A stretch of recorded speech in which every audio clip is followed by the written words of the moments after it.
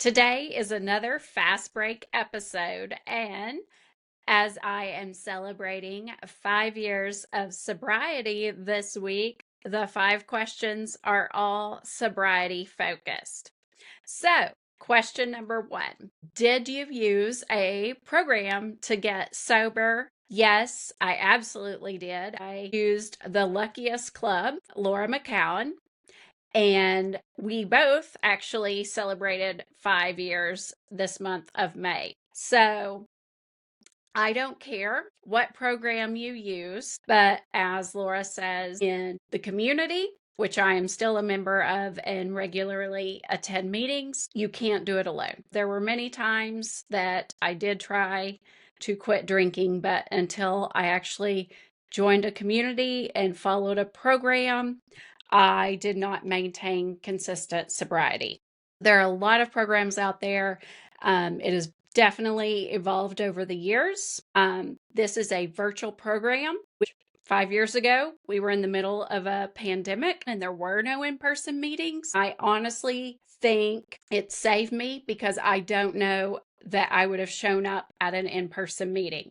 Since then, I have gone to in-person meetings, retreats. I have made a great group of friends, and we're the Pandemic Sober Squad, and we do meet up in real life. There is absolute benefit in taking the first step virtually, but then you also need that real life human connection.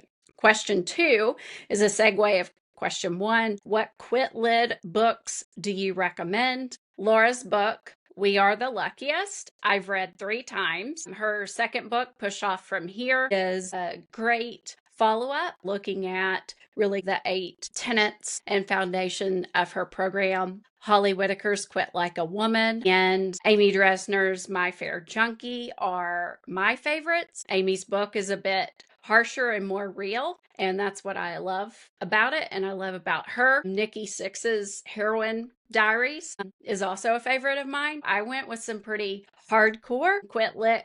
There are easier, more sugar-coated stories out there, but that's really not works for me. As far as AA, Courage to Change, which is a book from Al-Anon and is a quote and short little summary. Each day is great to start your morning and to do morning pages or journaling, reflection, meditation, which I am a huge fan of. Question number 3, how many days of sobriety do you have? Honestly, I don't know. Whatever 5 years is, after about year 3, I stopped doing any sort of formal day count. I just know my year now, and probably if I went and plugged it in, I would actually know the total number of days. Day counts did a lot for me in the start. That 30-day, 60-day, 90-day, 100-day really, truly was motivating to a goal achiever. But at this point, I don't count days anymore, although still at times it is not only one day, but it is 1 hour to 1 minute at a time. And I don't think that ever goes away, but I don't focus on day count. Number 4, do you ever think you will drink again? I have never answered that question. I didn't go into my sobriety with an absolute or a definitive yes or no. As of today, no.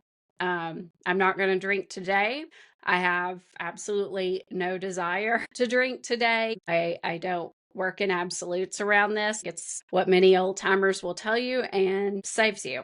Here's what I'm going to focus on today and focus on what I can control. But I do not have cravings. I do not want to drink. There's no desire there. Question 5, will it get better? Yes. As my social studies teacher from middle school, Mr. Charles Dabbert, used to say, it's going to get worse before it gets better. Months 4 and 5 and 6 were absolute hell. And then it magically got better. And it continues to get better every single day that I make the choice not to drink and to not only stay physically sober, but emotionally sober. So the cravings will go away and you will have a much greater, meaningful, joyful life. That is the only absolute that I have found.